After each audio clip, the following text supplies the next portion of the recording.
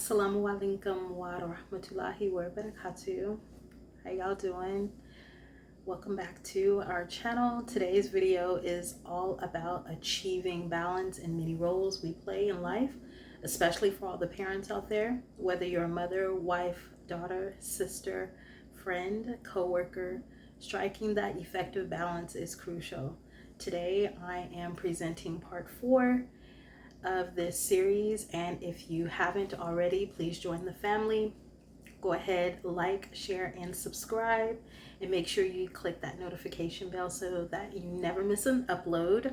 I have been in the last few weeks uploading a lot regularly now that I am in my groove, in my routine. So I hope that you all continue to come back and join us. There's a lot of beautiful content that I'm going to be putting out and sharing with you all, opening myself up to you guys, inviting you into my family. So I hope that you guys feel comfortable here. This is a no judgment zone. This is a space for everyone. If you're a Muslim, non-Muslim, religious, non-religious, whoever you are, no matter your nationality, your culture, or your faith, you are welcome here. So make sure you guys always keep the comments respectful, and we're gonna get right into it. So today is part 4, and these are going to be teaching moments. If you haven't already seen part 1, 2, and 3, go ahead and go to my channel and scroll down and you'll see them listed there. Parts 1, 2, and 3. And I hope that you take away something from this. I have been discussing, what it feels like to be a very vulnerable and parent from a parent perspective. Whether you are a mother or a father, I think that there's something here for both parents to take away from, because it's teaching moments for us as parents, human beings, and adults, as well as our children. So today we are going to be closing this series with teaching moments, and let's talk about these teaching moments, okay? It's important to show your children what it means to follow your guidance and demonstrate patience, both with themselves and others.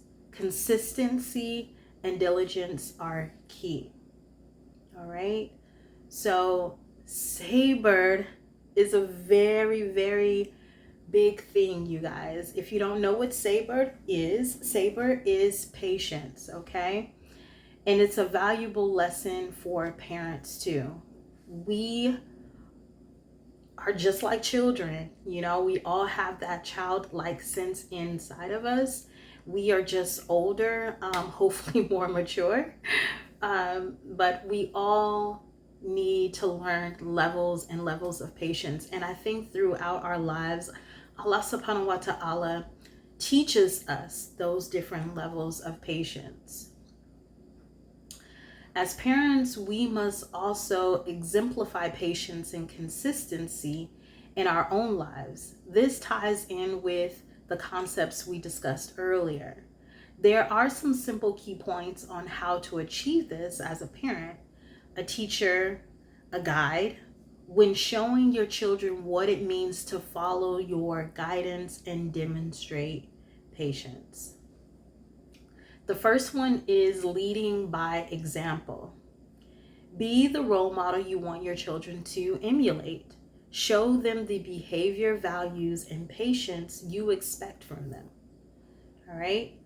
It's very important that your children see that in you, because they do everything that we do, right?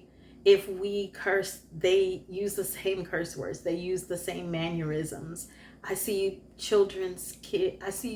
people's children all the time on social media, and for some reason they think that this is cute, but how they emulate what they see grown people being sassy. I mean, even my daughter does it, right?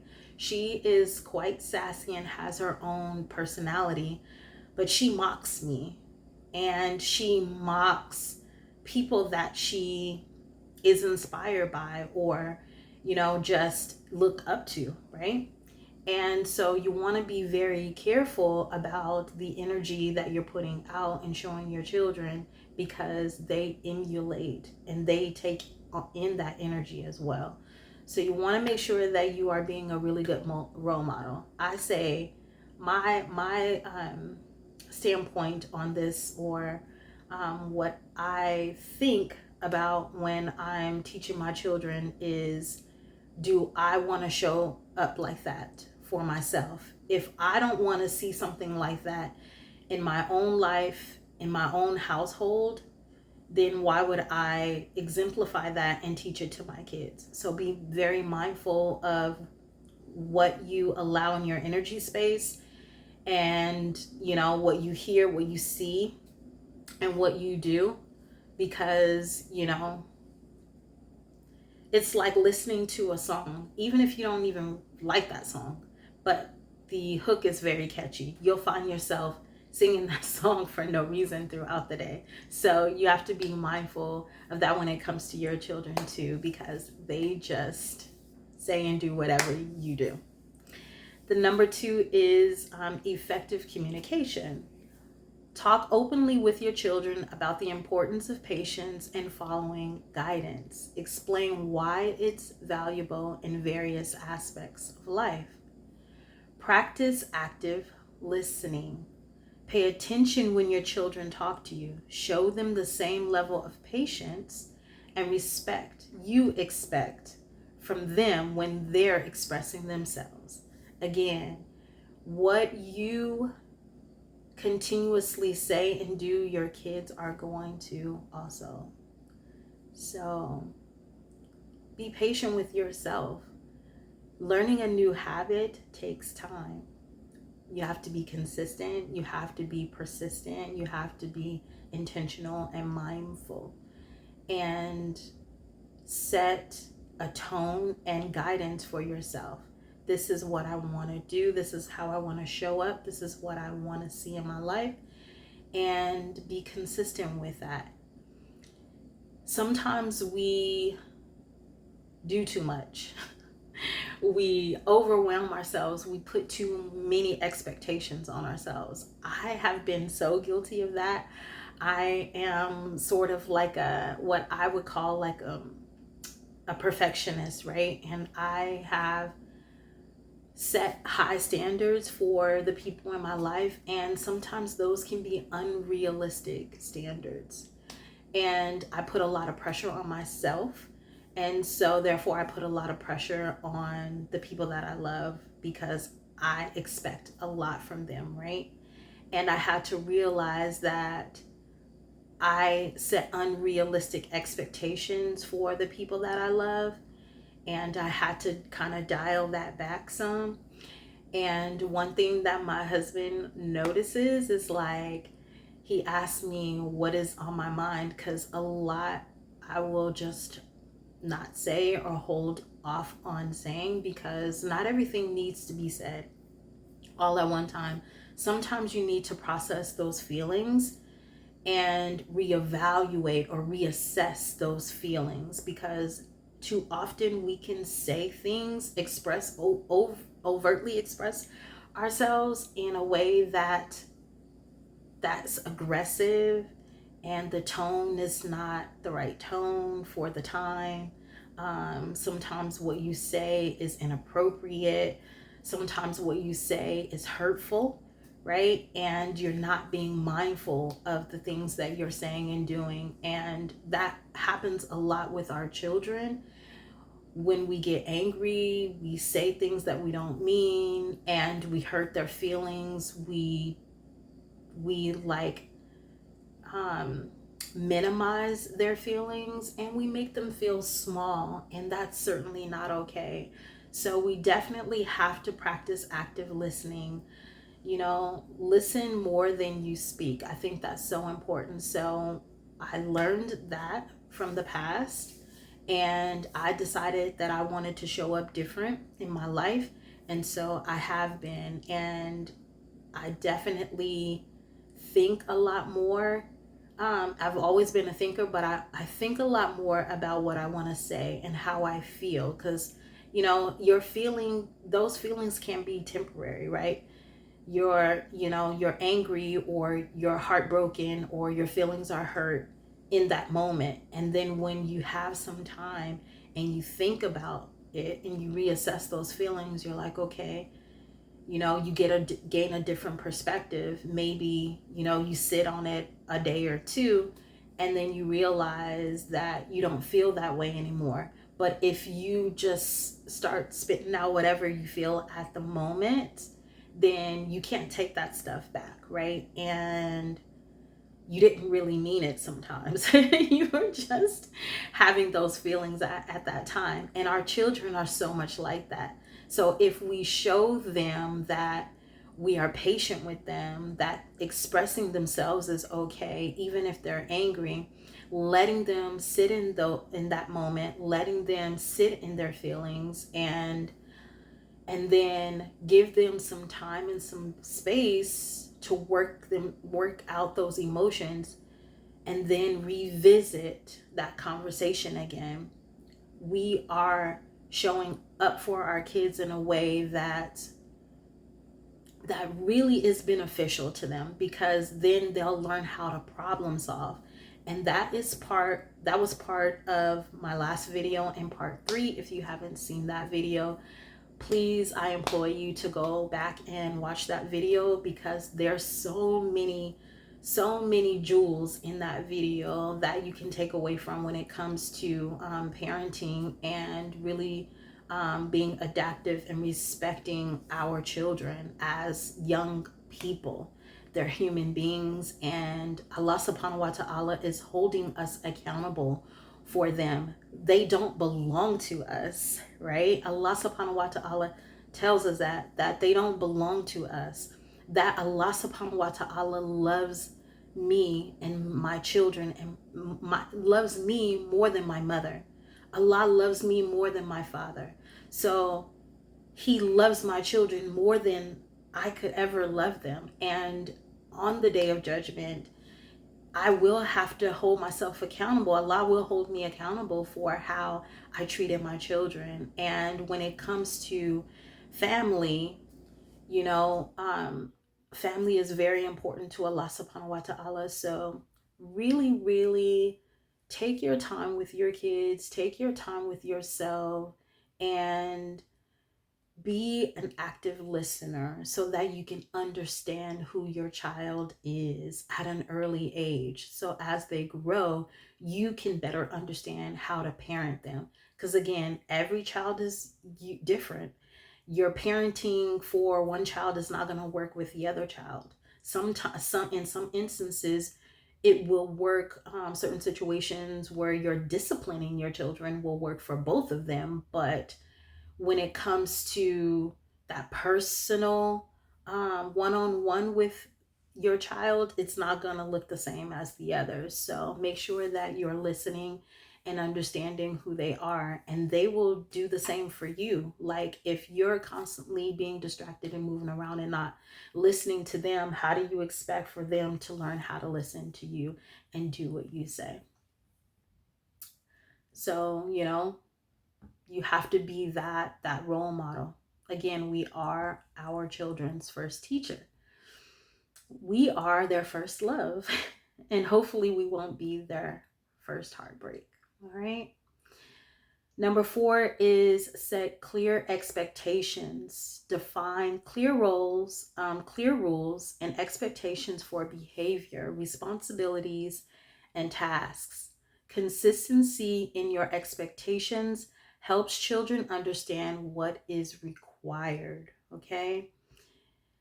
Use positive reinforcement. Use positive reinforcement. Recognize and reward patience and responsible behavior. Praise and positive reinforcement go a long way in reinforcing good habits. Children love to be praised. We love to be praised. We really like it when our boss tells us how great of a job that we're doing. We love it when our spouse tells us how much they appreciate, the energy, the time, the effort, the attention that we pour into them and the family, right? And the things that we do. So our children are no different. They love to be praised. They like it when you tell them that you love them, that you appreciate them, that they're doing a really great job. Like, I see you. I notice how amazing you are. I noticed how you've improved on, in math. I noticed how your behavior has improved. And I am so proud of you. Like, today is your day. It's kids' day. And we're going to do something amazing. Let's go have some fun and really celebrate their wins.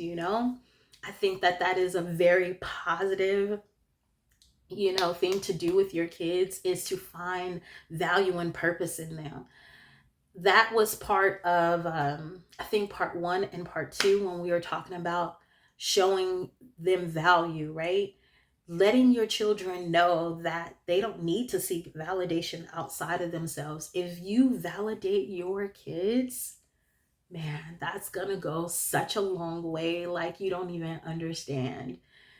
They are just going to flourish in life because they know that they always have you in their corner, someone that genuinely adores them, that loves them, that wants the best for them. And they're not looking outside of their home for that. They're not looking outside of themselves for that.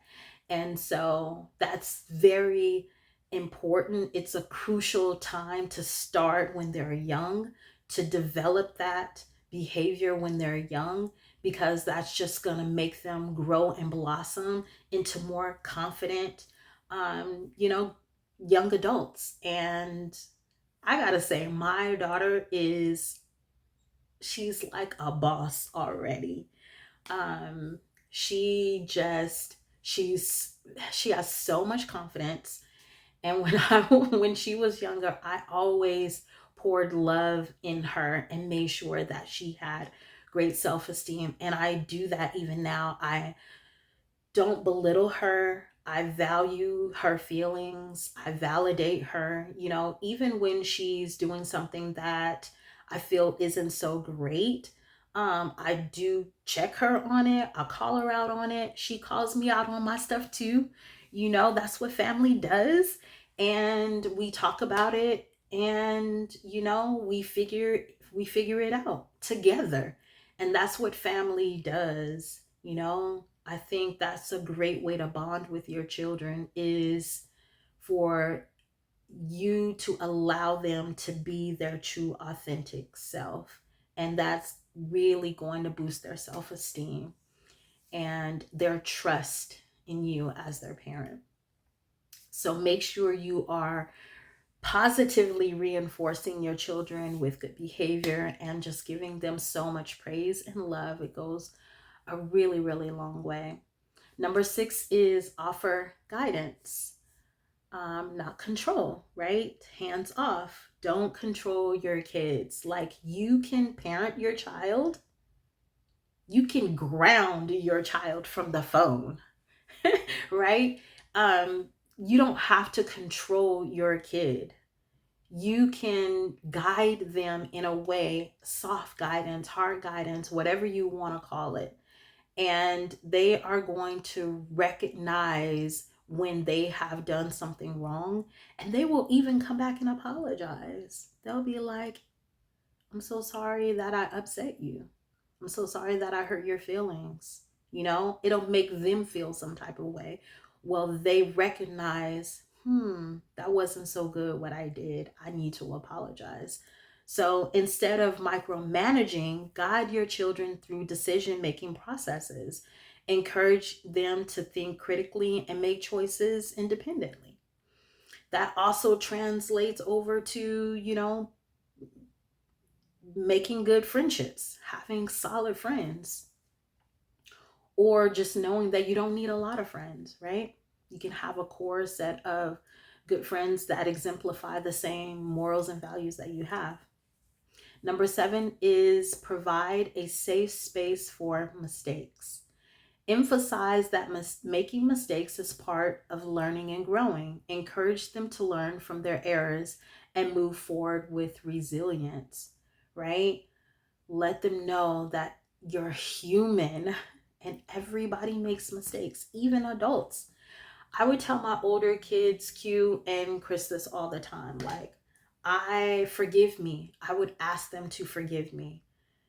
Please forgive me for the mistakes that I made, because I am human just like you are. And yes, I'm your mother. Yes, I'm an adult, but I'm also learning as I grow too. I've never been this age before, and there are things that I still have to learn and things that I will continue to learn. As long as you have breath in your body, you are constantly going to be learning. And if you refuse to learn, then you refuse to grow, plain and simple.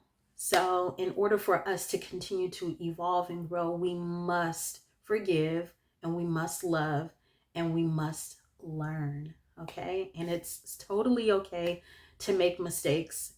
How else would you grow if you didn't make mistakes? It's like failing forward, right? Don't be afraid to fail. Don't be afraid to make mistakes. And again, make it a no judgment zone to where your children feel comfortable. It's like, dang, I messed up. Because you don't want your child to be walking around with all of this stress on them, right? And then that's when they start lying, you guys. Let's be honest with this. Like, how did you feel when you were a child? Did you always feel like you could go to your parent when you messed up and tell them the truth? Like, I messed that thing up. Like, I ran into something, I backed in and hit the bumper. Are you going to lie and say, no, somebody ran into me, I was in the store and I came out and it was like that? Like, just say, I made a mistake. I'm sorry. I'll do whatever I have to do to help you fix it. And then you guys can move on from there. But at least your parents can trust you and you can trust your child, right? You can trust your child and your child can trust you. Just make being honest something. Let's normalize honesty. People normalize little white lies. Like, let's start normalizing being honest. It's okay to be honest because it's okay to make mistakes. We all have done it. So don't be that parent that's like, got a chip on your shoulder, like you've never made a mistake, like you're too good to tell your child that it's okay and that you're not mad. You may be disappointed, but you're not mad. Like, don't be angry. And there's nothing too bad that you guys can't work it out together. Again, your family, right? And you want your child to come to you when they are in distress and when they want, something that's really challenging for them. They want your advice. So make sure that you are, giving them, offering good guidance and not controlling them. Provide a safe space for mistakes, and teach problem solving skills, you guys. Show them how to approach problems with patience and systematic mindset. Help them break challenges into manageable steps, whatever that looks like for you. Help them break down challenges into manageable steps. Promote empathy. Encourage your children to consider the feelings and perspectives of others. Explain how patience can lead to better understanding and stronger relationships. So I feel like all of that ties into being honest and showing your child that it's okay to be honest, right? Because if you do that, then they will be able to reevaluate the situation calmly. without feeling like you're mad, they don't know what they're going to do. It just kind of be can turn into a catastrophic, like chaotic mess if that happens. I mean, because then they're just like, where do they go if they can't go to you? To their friends with no experience that's the same age as them that are making the same mistakes? Like, one, you don't want that.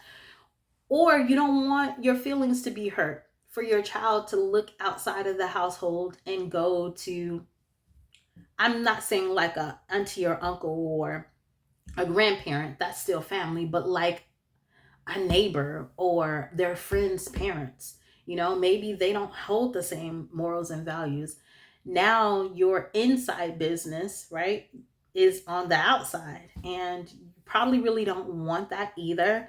Having your business out in the streets, like like my parents used to say, and so you want to make sure that you're a loving parent, right? You're an encouraging parent, and you're not a bully. Don't be a bully to your child, right? Be loving, be kind, be gentle, be supportive so that they can learn how to navigate their lives better. And they'll start, thinking more clearly, but you have to set the foundation for that. And you'll see how your parenting really, you know, every tool that you've given them put in their bag is they're really going to flourish. Promote empathy. That's really, really big. Encourage your children to consider the feelings and perspectives of others. Like, that's imperative. And that goes back to the beginning of the video when I was telling you guys, like, how I, even as an adult in the last couple of years, when I have gone through a lot of deep seated childhood wound healing, I allow myself to feel all the feelings. I still allow myself to feel all the feelings. And I want to say something to all you dads out there. Allow your sons to lean on you. Allow your sons to cry to you. Don't harden your heart and be so hard and be so masculine to make them feel like you don't ever have emotions and you don't cry, because I know men cry. Hello? I know men cry. I know that you have feelings, and I know that you can operate in your vulnerable space if you have a partner that you can be vulnerable with. I think as a woman, that is a very sacred, special space to hold with your significant other. So if you are a mother and a father watching this video, please allow your son to have a safe space with you to be vulnerable, because that is going to really be impactful for his emotional intelligence as he grows into manhood, and open himself up to find the right woman when he's an adult and ready to be in a relationship and be vulnerable with that woman, right? You're not too masculine to cry. Okay, so that'll help your children to be able to be empathetic with other people, to understand how they feel, and not hurt other people's feelings. I mean, Prophet Muhammad sallallahu alaihi wasallam tells us that if we don't have anything good to say, then it's best to be quiet. So, keep that in mind. Like, you want them to have good perspective of others, good respect for others, and explain how patience can lead to better understanding and stronger relationships. Because if they learn how to be patient, then they can be more understanding, right? And give more compassion. And we really need that in the world. We really need more compassionate people in the world that are more patient and more kind. Okay. Number 10 is be consistent. Consistency in your own behavior and expectations is crucial. Children learn by observing patterns over time. They really do. And it's important to have that consistency. There are certain aspects in our lives that we should set in place and be really stern on it no matter what. Just like with our prayers, right? With our du'as. And these are, and it may seem like little things, but Allah subhanahu wa ta'ala says that even the smallest change, right? Even the smallest, most significant thing that we do for Allah subhanahu wa ta'ala can be so grand when it comes to entering Jannah. Like that one little thing that you did, that one thing that you did consistently, right? That can get you into Jannah. That can erase so many other sins, major sins, right? So I do my best every day in the morning with my children to remind them to say Bismillah when they're getting dressed, to thank Allah subhanahu wa ta'ala for waking them up and bringing their souls back to their body, to, make dua and pray at night before they go to bed. And they love it. Sharon asks me every night, Mom, can we say our prayers? Can we say our prayers? Because he loves that consistency. That's the thing that makes him feel good. And, that's one child out of all my kids, the youngest child. That's something that he loves to do. And so I really appreciate him for that. So whatever it is that you want to instill in your children, whatever you want to see, whatever that behavior is, whatever corrective behavior you want to see in your child, be consistent with that. Okay? Practice patience with them. Model patience in your interactions with your children. Show them how to handle frustration and difficult situations calmly and constructively. Shout out to my husband, Mikhail Asadullah, because he's very good at being calm when I'm not calm. And and he has a way of really getting to the little ones when he speaks to them. Like, he's so stern but calm at the same time, and he's very patient with them, and they don't want to disappoint him. I think that they feel convicted and bad when they disappoint their papa. And because he's so patient with them, and he's so calm with them. And yet the way that he talks to them is he talks to them like they're little grown people. And I can tell that they appreciate that. So make sure that your interactions with your children isn't you yelling and lashing out at them. Just even when you're upset with them, there's a tone that you can set with your children so that they know that you are upset and you are disappointed, but you're not angry, right? And Prophet Muhammad sallallahu alaihi wasallam says that if you are angry and you're standing, then sit down. If you are still angry and you're sitting, then lie down. If you are still angry when you're lying down, then make wudu.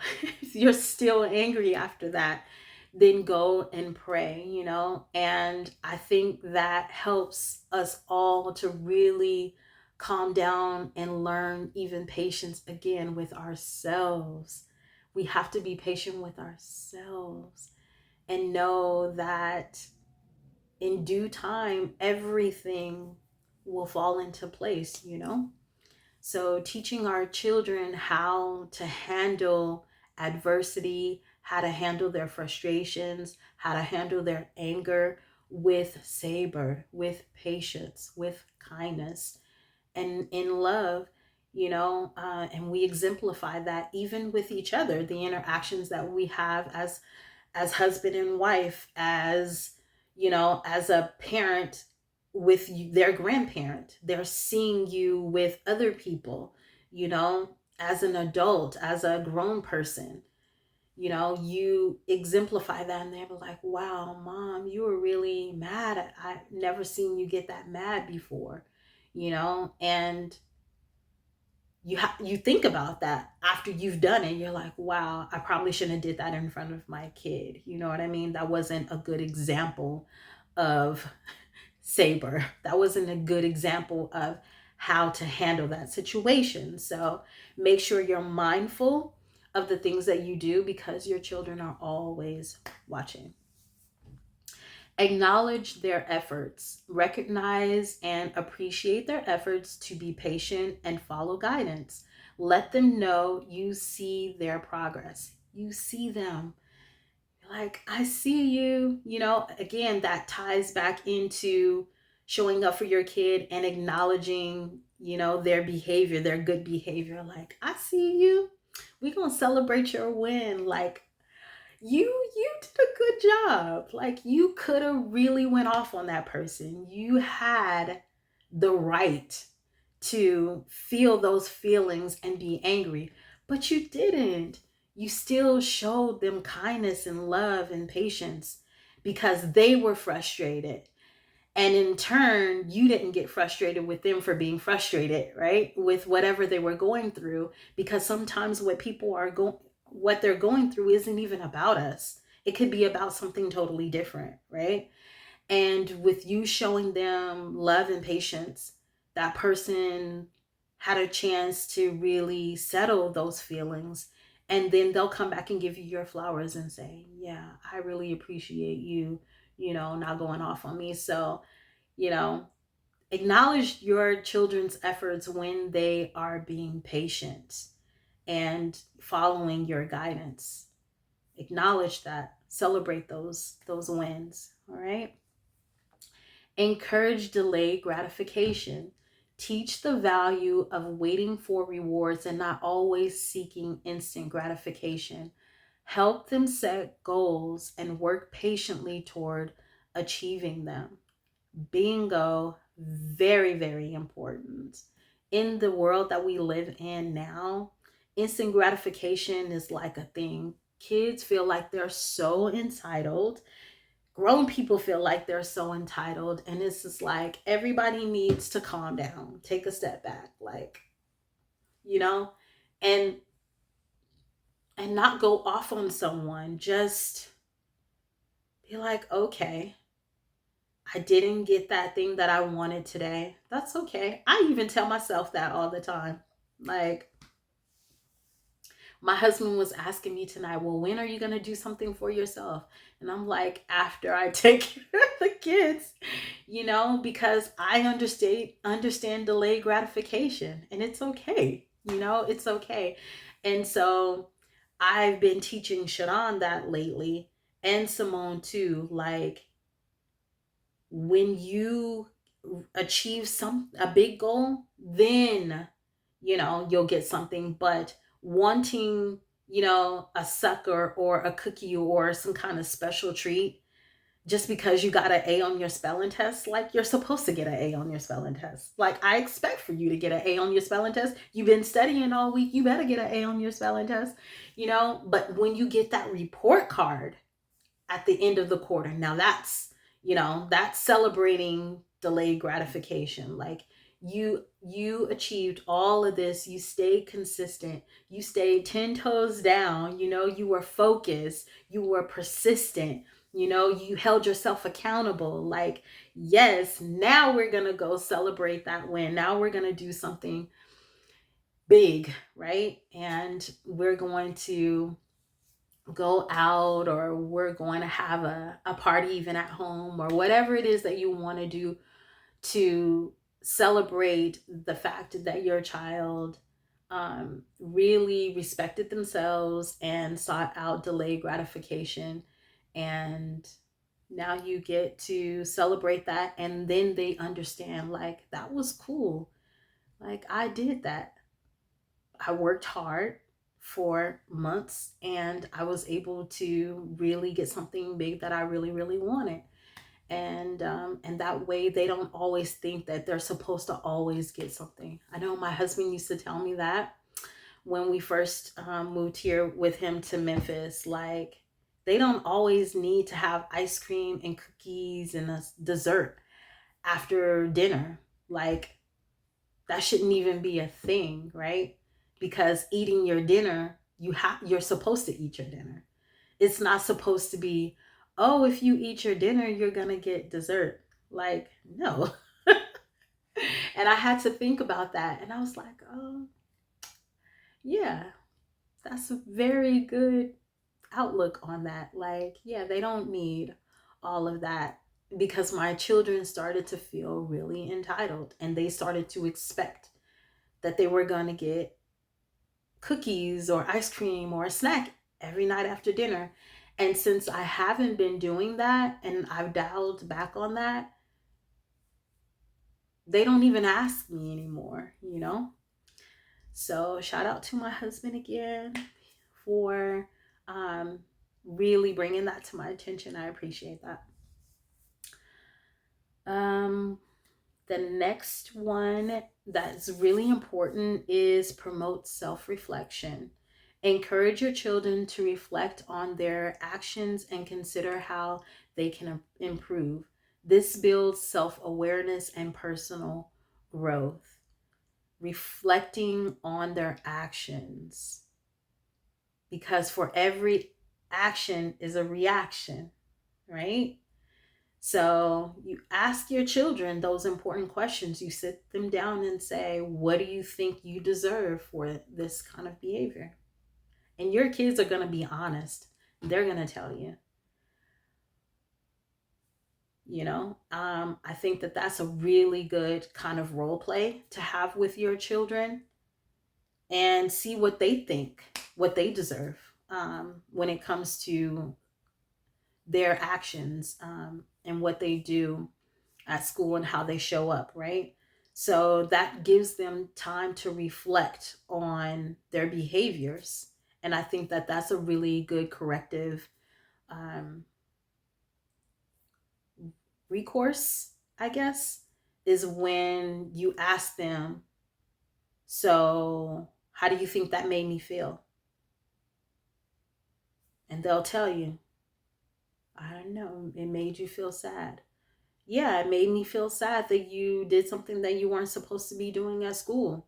Because not only did you disrespect yourself, but you made mommy look bad. You made papa look bad, And then that made us feel sad, because now we have to discipline you for something that you already know that you shouldn't be doing in the first place.